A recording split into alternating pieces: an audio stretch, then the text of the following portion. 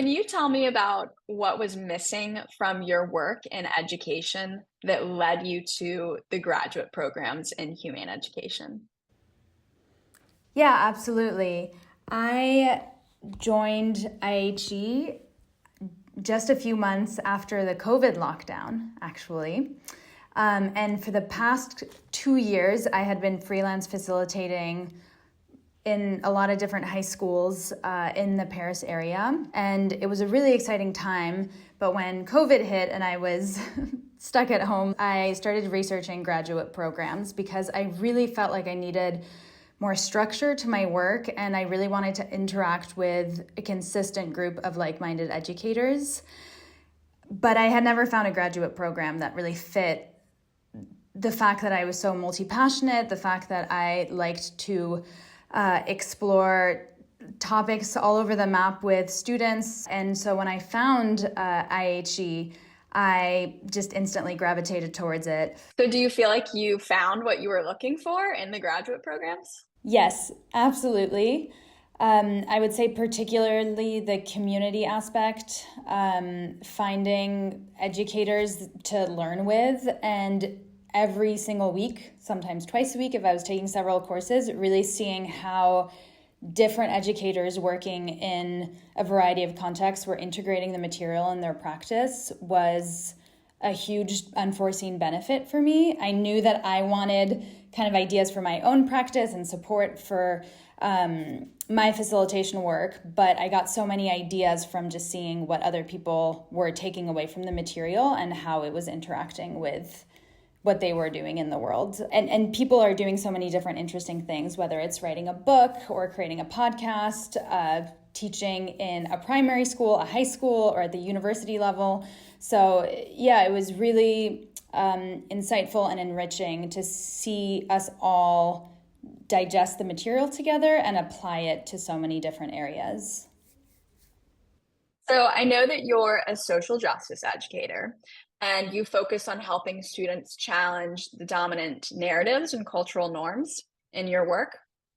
How have you applied your learnings from the graduate program to help you do that?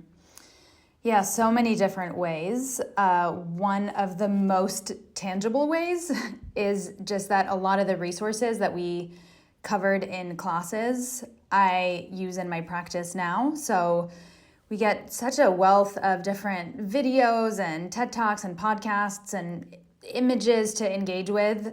And as a teacher, it's so valuable to see what lands in your own brain and in the brains of your classmates in order to help.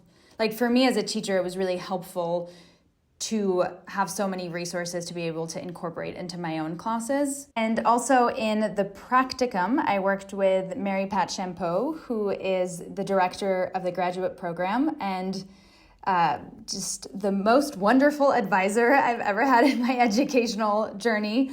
And I worked with her to develop facilitator guides of the activities that I was leading, because at the time I was helping teachers lead the program that I had designed. And I worked very closely with Mary Pat to design those, and it was so helpful to have her feedback throughout the entire process. Practicum is a class where you get such tailored, high-quality, one-on-one support that was really invaluable to me at that time in my journey. And now the facilitator guides that I developed in the practicum are still the facilitator guides I use now.